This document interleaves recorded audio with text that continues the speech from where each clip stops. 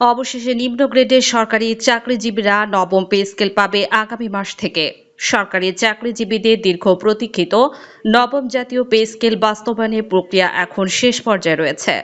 সংশ্লিষ্ট সূত্র জানিয়েছে, সব পরিকল্পনা ঠিকঠাক এগোলে আগামী সেপ্টেম্বরের দ্বিতীয় সপ্তাহে নতুন বেতন কাঠামোর গেজেট প্রকাশিত হতে পারে।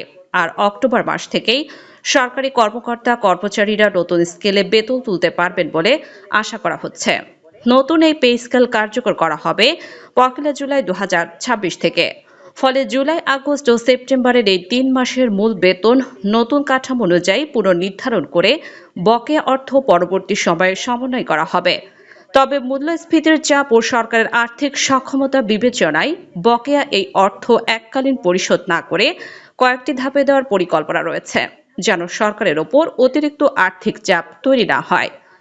সংশ্লিষ্ট সূত্রে জানা গেছে, নবম পে স্কেল বেতন বৃদ্ধির হার, বিভিন্ন ভাতা ও সুযোগ সুবিধা, জুডিশিয়াল সার্ভিসের বেতন কাঠামোর সঙ্গে সমন্বয় এবং সরকারের বাজেট সক্ষমতা নিবিড়ভাবে পর্যালোচনা করা হচ্ছে।